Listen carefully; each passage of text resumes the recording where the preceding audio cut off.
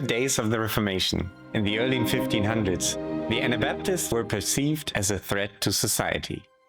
That fear led to their displacement, resulting from persecution, conflict, violence, and human rights violations. The book documents nearly 1,200 martyrdoms, starting with New Testament accounts up to and throughout the 16th and the early 17th century. The Anabaptists' refusal to respond to violence with violence led to displacement and migration.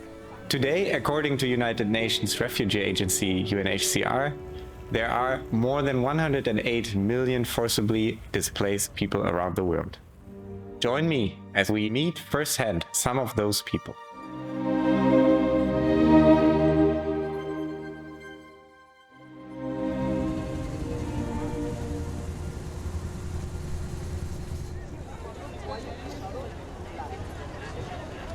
In Texas, I got an internship in an organization called Texas Rio Grande Legal Aid.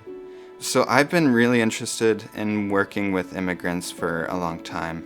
It's a job that I really think is important. There's a lot of need for this in America. We have huge rates of immigration to our country.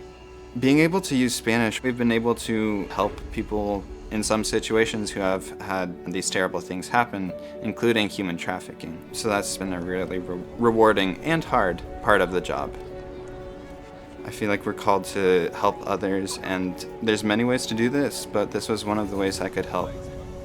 I think it's definitely related to the teachings that I grew up with, being at a Mennonite church. I felt like I was instilled with certain ideas of duty, or that it's important to help others. Elizabeth and I got married just a couple months ago, and we're very excited to be able to both work in this area of immigration law. Elizabeth has entered law school, so she found a place here in Baltimore that she wants to study. Fortunately, there's a lot of immigration work that happens here in the capital area with Washington, D.C. and Baltimore. So I'm really excited to be able to go forward still working with immigration law. I think that I am woefully ignorant of the larger situation in many aspects. I really do need to learn more about the larger global situation. We need people like Christopher and Elizabeth to walk with displaced people. Last year, more than 3 million people crossed the US-Mexican border, often back and forth with the hope of finding a new and better life.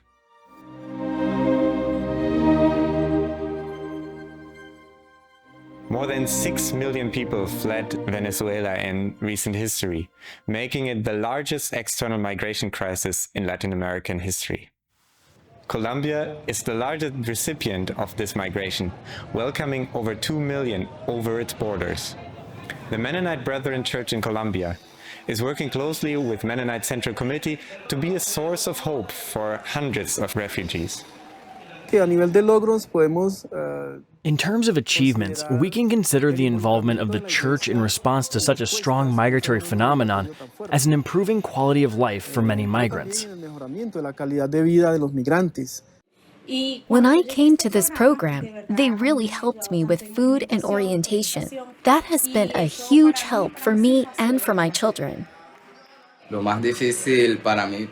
most difficult thing for me was getting to Cali. It took me 9 days because I had to walk to get here from Cucuta.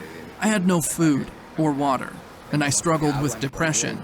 My family did not know where I was during that time. They thought I had gone missing. Letty and her husband Jordan live in the Marroquin neighborhood in Cali, and in very short time, they have experienced exponential growth with their ice cream sales and distribution business. We bought another tricycle, and little by little, we grew more, and we were able to buy more tricycles. We bought another refrigerator, and now we have been able to help other families. Because we have more workers, it is no longer just the two of us. Nuestra intención es Our hope is for the program to be long-term and not just an emergency program. In other words, so that our focus can be more on participant sustainability in Colombia.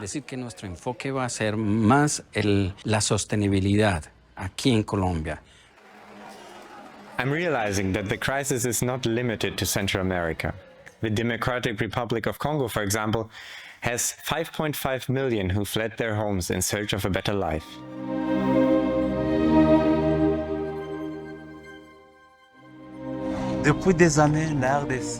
For years, the DR Congo has been the scene of suffering and misery. Eastern DRC in particular struggles with multiple social, political, and security issues. June 2022, clashes in the province of North Kivu led to a crisis affecting more than 1 million people, most of them in and around Goma. There are marginalized children who are stigmatized, confused, and traumatized. I signed up as a volunteer to be in solidarity with refugees because life calls us to share.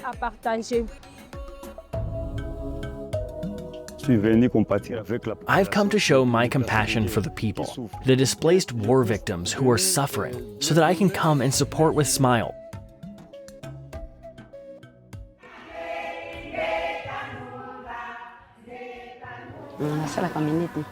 One minute is all it takes now for me to get water.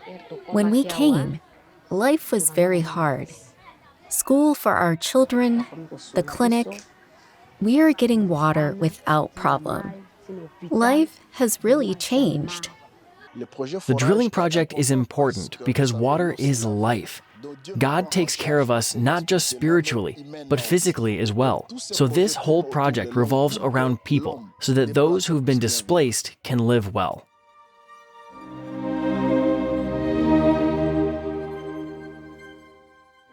Touched by what I hear from Congo, but also by the ongoing wars in the Middle East and also in Ukraine, I have traveled on a study trip to Lebanon, where I met Kate and Gary. Actually, most people are not migrating into Europe. Right now, Lebanon has the highest portion of refugees per capita in the Middle East. About 1 out of every 5 people in Lebanon is a refugee. In Syria, we're in its 12th year of ongoing conflict with half the original population displaced. We have about 7 million internally displaced. This is still the highest number in the world. And really part of what MCC is trying to do is give opportunity and hope for people to stay. Most important for us again, as people who have been displaced, is to trust each other and to be able to live together.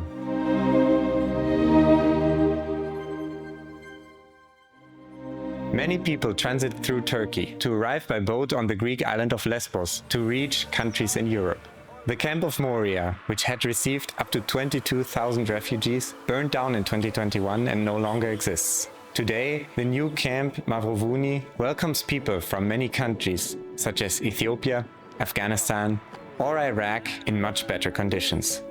I'm here in Lesbos, Greece, and across the water from me is Turkey, where all of the refugees come from. They're coming across in a very difficult journey, often choosing bad weather and in small boats to avoid the authorities. But behind me, you can see the new camp where all of the refugees are at today. And since 2015, I-58 has had around 40 volunteers each month here from the US serving in Greece.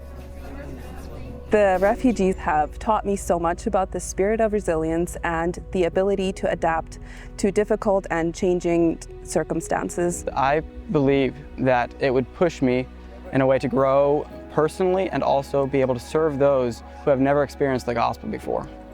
I have learned what it means to be hospitable. They are some of the most giving people that I know. I have been challenged by them.